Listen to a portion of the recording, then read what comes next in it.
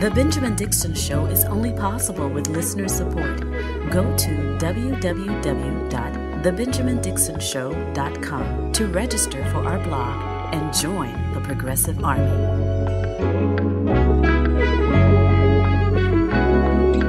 Welcome, ladies, gentlemen, and non-gender conforming individuals to another episode of The Benjamin Dixon Show. Today is Wednesday, July 19th, 2023. Thank you so much for joining me.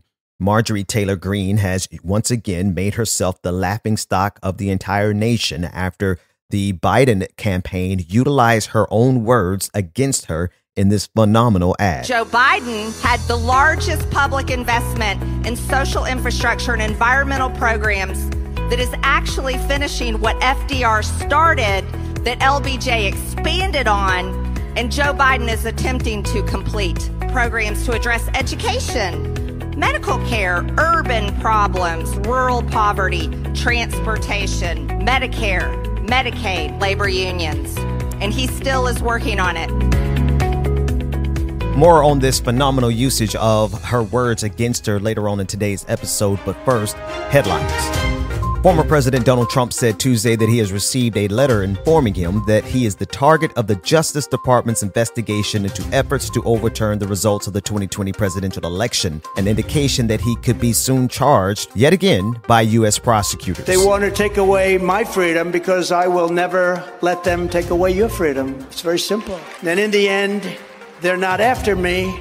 They're after you, and I just happen to be standing in their way. That's Michigan Attorney General Dana Nessel has filed felony charges Tuesday against 16 Republicans who acted as fake electors for then-President Donald Trump in 2020, accusing them of submitting false certificates that confirmed they were legitimate electors despite Joe Biden's victory in the state. Undoubtedly, there will be those who claim these charges are political in nature. But where there is overwhelming evidence of guilt in respect to multiple crimes, the most political act I could engage in as a prosecutor would be to take no action at all. If found guilty, these devoted Donald Trump supporters could face up to 14 years in jail. In international news, Vladimir Putin has agreed not to attend an economic summit in Johannesburg, South Africa next month after being asked to stay away from the host country, which was facing a major legal question whether to arrest the Russian president on an international criminal court warrant. What is happening in Ukraine is an unacceptable war of imperialist aggression that violates international law. Esteemed colleagues, today it is Ukraine, but tomorrow it could be any of us. It doesn't matter if we like or dislike the president of another country. What is important is respect for international law, which has been clearly violated here. Not by both sides, but by one side that is the invader, which is Russia. That was the voice of Chilean President Gabriel Boric speaking through a translator yesterday at the European Union and Community of Latin American and Caribbean States' third summit in Brussels. And finally, CNN reporter Jake Tapper is under fire after giving what many consider to be a softball interview to presidential candidate Ron DeSantis. Tapper, who is an acclaimed journalist, did not offer any pushback or follow-up questions to Ron DeSantis' most absurd claims. You recently signed a 6-week abortion ban in Florida. Yes or no, would you support that as a nationwide ban? So I said I'm pro-life. I will be a pro-life president. I think the danger from Congress is if we lose the election, they're going to try to nationalize abortion up until the moment of birth. And in some liberal states, you actually have post-birth abortions. And I think that that's wrong. Fact check, untrue. There are no states that allow post-birth abortions, also known as infanticide, which is illegal in all 50 states. Those are just some of the headlines for today, July 19th, 2023. Let's begin with this interview by Jake Tapper. I have had much respect for Jake Tapper over the years, but what took place on CNN last night was really absurd. This was the very first interview that Ron DeSantis has given outside of his echo chamber and outside of the bubble.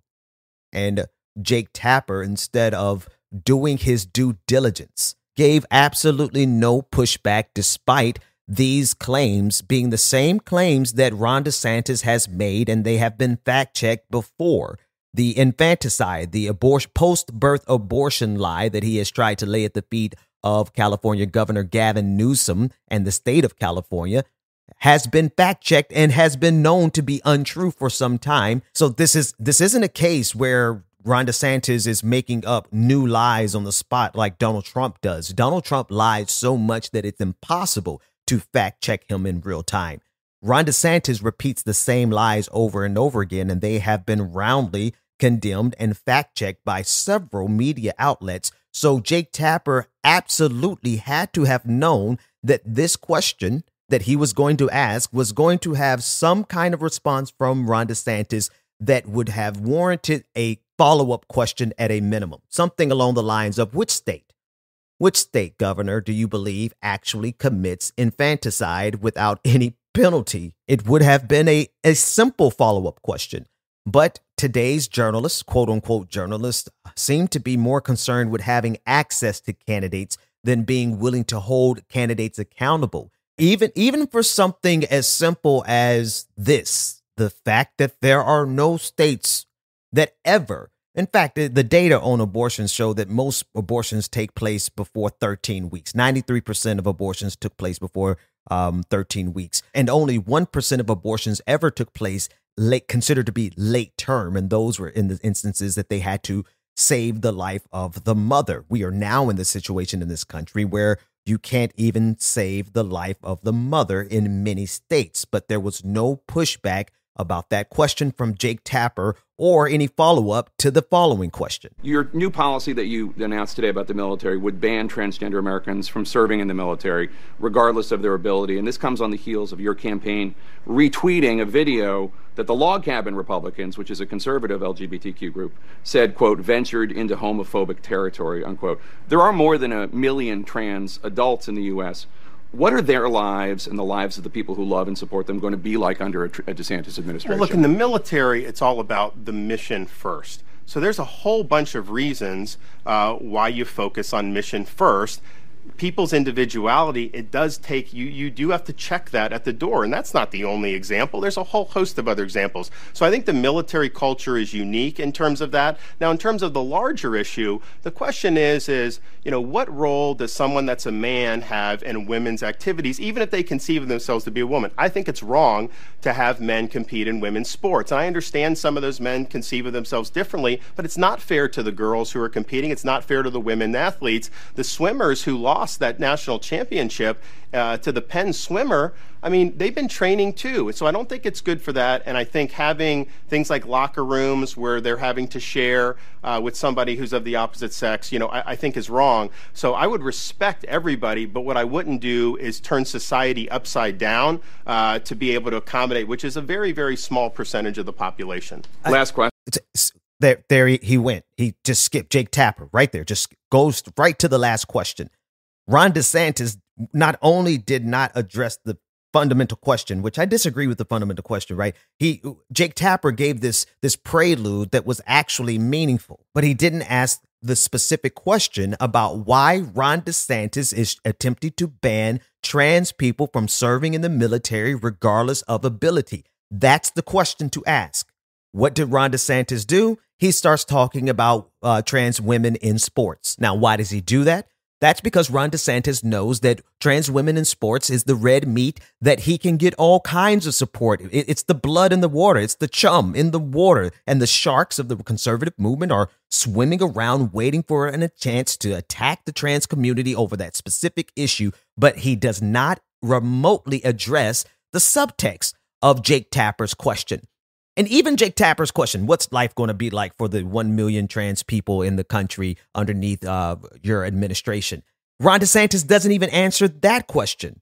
But what does Jake Tapper do instead? He goes straight to the last question. Now, I want you to listen again to this small portion of the same question, rather the small portion of Ron DeSantis's reply to the previous question that I just played, because he lets the cat out of the bag. And I think this is exactly where black people, especially black Christians, should pay specific attention, because he's letting it be known it's not only the identities of trans people that he's going after. So there's a whole bunch of reasons why you focus on mission first.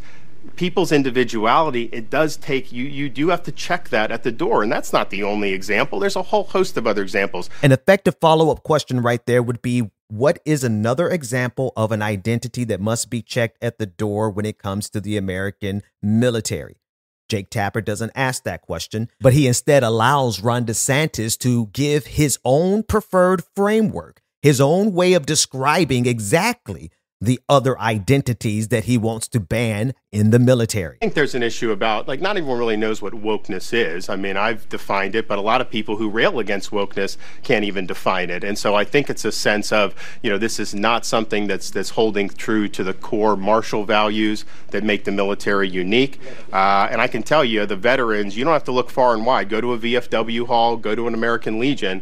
There's huge amount of concern about the direction that the military is going with all this. So people often ask me, why do I lump together the fight between, the fight against the LGBTQIA community and the fight and the war against blackness that is being waged against us in the form of a war on wokeness? I lump them together because people like Ron DeSantis lumps them together. Donald Trump lumps those two groups together. They do it because those are the primary targets of the conservative movement.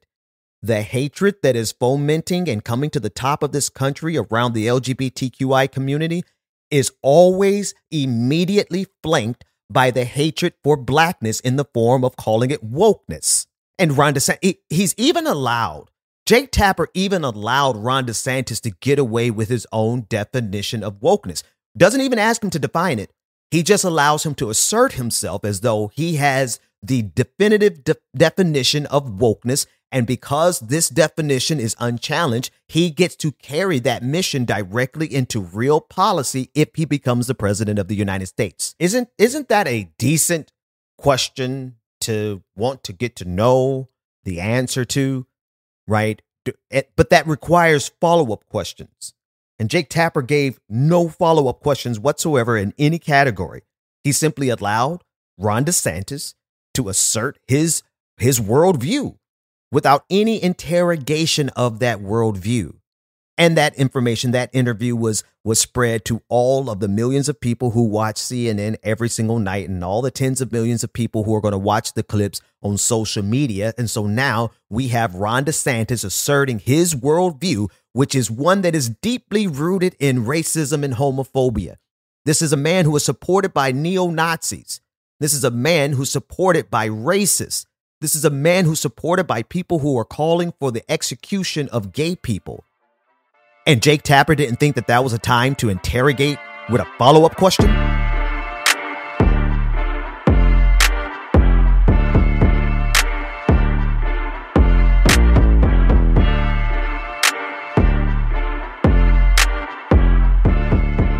Let's just get this record straight here. This is not something that's made up. The United Nations, Human Rights Watch, Amnesty International, Israel's own largest human rights organization, B'Tselem, all agree that Israel is an apartheid state. To assert otherwise, Mr. Speaker, in the face of this just body of evidence is an attempt to deny the reality and to normalize violence of apartheid. Well, don't forget, this body, this Congress, supported the South African apartheid regime, and it was bipartisan as well. That was the voice of Representative Rashida Tlaib, who is the only Palestinian American serving in Congress, as she spoke on the House floor yesterday, as she spoke against the resolution that was passed, 412-9. The 9 dissenting voices were the members of the squad who stood in solidarity with Rashida Tlaib against the far right-wing extremist government that is in control of Israel and their treatment of the Palestinian people. Now, all of this is coming on the heels of Pramila Jayapal's comments calling Israel racist. And in response to that, a pro-Israel resolution was sent down to the floor in order to affirm that the United States of America does not believe that Israel is racist or an apartheid state. Here's more from Rashida Tlaib. But you don't have to take it from me to understand the racism of an apartheid government. Let's take a moment just to hear Israeli government's own politician in their own words. Direct quotes, not mine. Current Prime Minister Netanyahu, on his policies towards Palestinians, quote, beat them up, not once, but repeatedly. Beat them up until it's unbearable. and said that Israel must, quote, crush Palestinian hopes for a fully sovereign state. One of the former defense ministers said Palestinians are, quote, beasts, and they are not human. He's talking about people like my grandmother, Mr. Speaker. How about former justice minister who said they should go, as should the physical homes in which they raise the snakes. Otherwise, more little snakes will be raised there. Israel is an apartheid state. Now, Rashida Tlaib and Pramila Jayapal, and actually all the members of the squad that voted against this resolution, have all now been labeled as anti-Semitic, which really begs the question of how are we defining anti-Semitism? Is it anti-Semitic to speak out against the right-wing government that's in charge of Israel? Because if that's the case, then we're saying that there is the right-wing government of Israel is representative of all of the Jewish people, all of the Jewish faith, all of the Jewish culture. That's what I receive from this accusation, because I have yet to hear a single member of the squad address Israel in the way, or address Jewish people in the way that conservatives, white evangelical conservatives, address them. It's an ironic thing, especially because I have so much background in the evangelical church, to see the feigned, the conjured up, the imaginary love that white evangelicals pretend to have for the Jewish people, when in reality they have undying love for the right-wing government of Israel, the nation, the political entity. There's no distinction between those two things, the Jewish people writ large across the globe and the right-wing government of the state of Israel.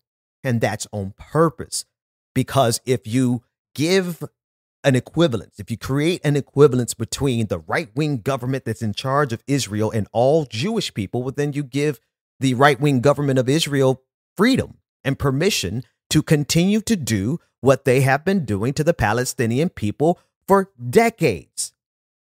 That's a very dangerous methodology, but it's one that the American people have mastered so well. They are very, especially these evangelicals.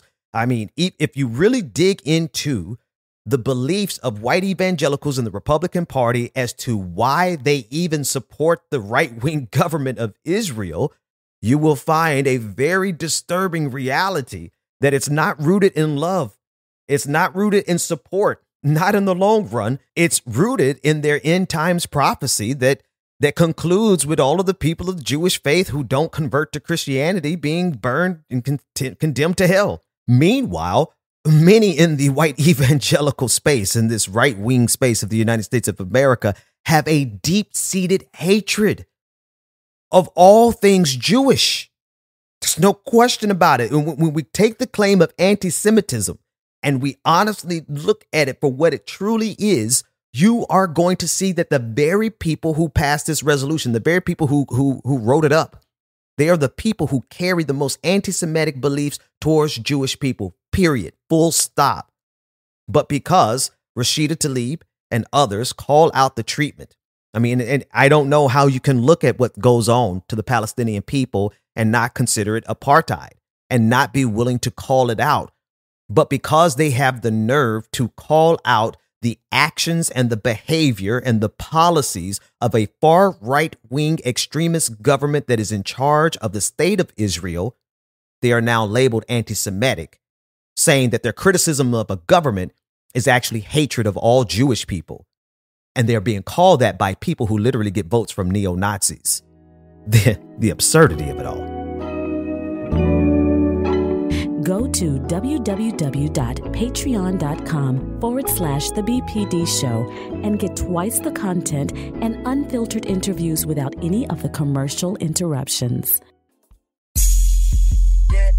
Welcome back to The Benjamin Dixon Show. Visit us online at thebenjamindixonshow.com. Welcome back. Welcome back. Yep.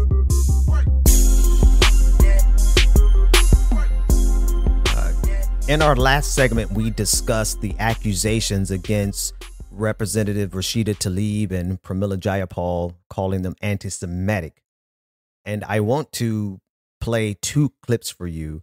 One is of Robert Kennedy Jr., the one that was so popular last week, where he honestly engages in what I believe to be one of the purest forms of anti-Semitism, especially when you contextualize his comments for 2023 and the conspiracy theories that prevail around COVID-19 and around quote unquote Jewish control, right? We live in a society where the social media platform, Twitter, it's controlled by a man who promotes those kind of conspiracies. And so to have Robert Kennedy Jr., a man who's running for president, to say what he said last week, which I'm getting ready to play, to me really represents one of the deepest and the most pure examples of anti-Semitism when you contextualize it for what's going on in the world right now today. And the only reason I'm playing this is because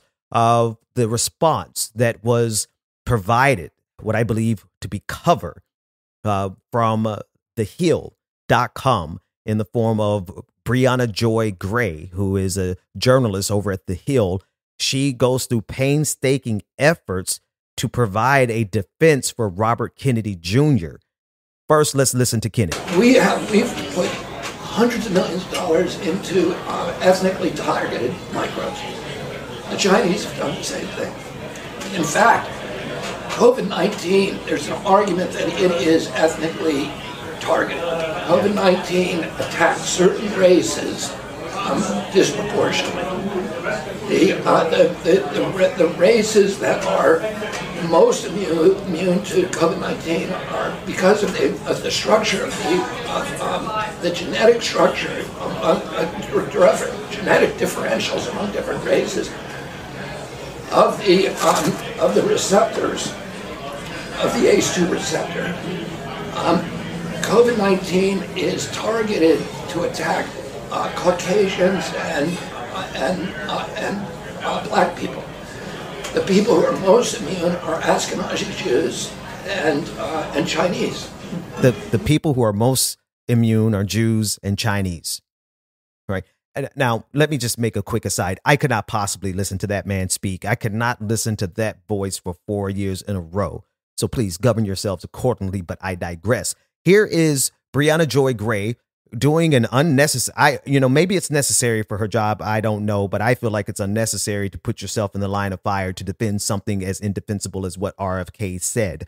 But here she does. So if we're talking about COVID, which has origins in China, the accusation here, and he did not make the accusation that China actually did it, but that there are theories that given that bioweapons research exists, that some people think that COVID could be a part of it. That seems like a bit of a conjecture, but not necessarily the craziest thing to say in an off-the-record conversation. And then the next leap, which is not necessarily connected to it, is there is some evidence that COVID affects some populations more than others, which we all know to be true. Like many other diseases, like many other... Right, because there are ethnic disease patterns. Black people get sickle cell anemia. Ashkenazi Jewish people suffer from Tay-Sachs disease. White people suffer from sickle cell... cystic fibrosis. I mean, there's all of these these variations exist, but to acknowledge the variation is now being characterized as doing race science in and of itself. I'm whatever requirement she has to defend RFK, I'm glad that I'm not under that kind of requirement in any category, because there's no defending this crank, this man who lives, he is animated and energized by conspiracy theories. That's who he is, right? He has delved into some extremely anti-Semitic tropes, but for what purpose? That's the thing. The underlying reason for him going in this direction always has to be traced back to the fact that he is anti-vax, right? So there's really no, and there's clearly no evidence. There's literally no evidence to suggest anything that he said is grounded in reality. So for Bree Joy to bring up examples of actual cases like sickle cell anemia, right, to bring that up to try to give some credibility or lend some validity to his argument, For what purposes? He's wrong. Suggesting what he suggested is deeply rooted in racism and anti-Semitism. And it is completely the root of his anti-vax beliefs. Why defend that? Why put your reputation and your name and your brand on the line for that and for that guy? The world may never know.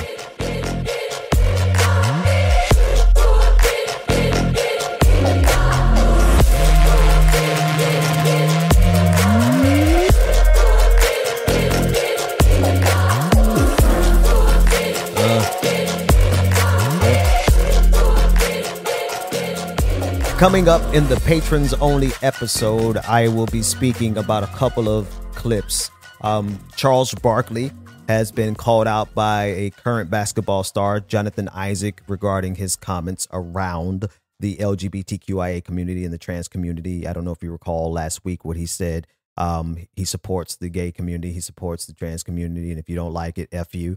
Well, he got a response from the likes of Jonathan Isaac. We'll be discussing that response in the patrons only episode. Also, we'll be discussing a clip that is going uber viral. It's a mashup of Ann Coulter ostensibly supporting Black issues and standing on behalf of Black people against racism.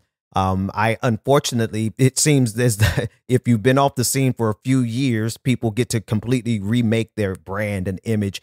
But even in the clip that I'm going to play in the patrons only episode, it is very clear that Ann Coulter is doing what colonizers do, dividing and conquering. And so we're going to talk about the reality of Black people who fall prey to anti-immigrant rhetoric whenever it sounds like it's pro-Black. We'll be talking about that and why on earth people are even sharing a clip from that ghoul, Ann Coulter. And then finally, when we get to the patrons only episode, we will be discussing Andrew Dickens, the mayor of Atlanta, his attack on the right of people to organize and to offer a referendum. The people of Atlanta are organizing a referendum against Cop City, and Andre Dickens is going to Supreme Court of the state of Georgia to block that referendum. All of that is coming up in our patrons only episode, patreon.com/the BPD show. But before we go to the patrons only episode, let me go back to the beginning, the top of the show, the clip I played of Marjorie Taylor Greene, her own words being used against her brilliantly by the Biden campaign. I want you to listen to the clip again, and then I want you to see just how completely perplexed Marjorie Taylor Greene is over the fact that she has been outdone yet again. Joe Biden had the largest public investment in social infrastructure and environmental programs that is actually finishing what FDR started, that LBJ expanded on, and Joe Biden is attempting to complete. Programs to address education, medical care, urban problems, rural poverty, transportation, Medicare, Medicaid, labor unions. And he still is working on it. I mean, well, don't threaten us with a good time. I mean, that honestly sounds like exactly the kind of president that we would like. Someone to actually do those types of things. And Marjorie Taylor Greene believed that she was condemning Joe Biden. Now, to be fair, Joe Biden took out a couple of key phrases, and I'll play the clip as Marjorie Taylor Greene shared it, furiously trying to bring attention to the fact that, oh, Joe Biden took out some of my key phrases. You know, this video has 28.8 million views since last night. Okay, so it's extremely viral. Hundreds of thousands of likes and I think about 30,000 retweets. I have to go back and look at it again. So it's extremely viral. And you just see Marjorie Taylor Greene in the comments section screaming for her life. That's not what I said. And even better, if you watch the video, you see that she has her glasses down on the tip of her nose, trying to look like she's intelligent. And the whole time I was watching this happen last week or over the weekend when she said it, I'm like, Marjorie Taylor Greene, do you not realize what you're saying is actually a win for Joe Biden? Here's the context that Marjorie Taylor Greene desperately wants you to hear. Joe Biden is attempting to complete socialism. Meanwhile, we are now $32 trillion in debt. with record high homelessness, 40-year record inflation, we're losing the U.S. dollar as the #1 world currency. Since she's trying to give context, did she bother to give the context of how Republican administrations increased the debt, or how inflation this time around has been called literally by corporate greed? Right? She doesn't give that context, but she's screaming in the comment section of Joe Biden's viral tweet saying, no, that's not what I was saying. I wasn't saying that I like what you're doing. I was saying that what you're doing is going to put us in even more debt, when in reality, hers is the party that increases the debt every time they are in power. Listen, folks, I am out of time for the public show. Patreon.com/the BPD show to get access to the next half. If not, I will see you tomorrow. The Benjamin Dixon Show is only possible with listener support. Go to www.patreon.com/the BPD show and support the Benjamin Dixon Show. If you like this episode, be sure to share, like, and subscribe.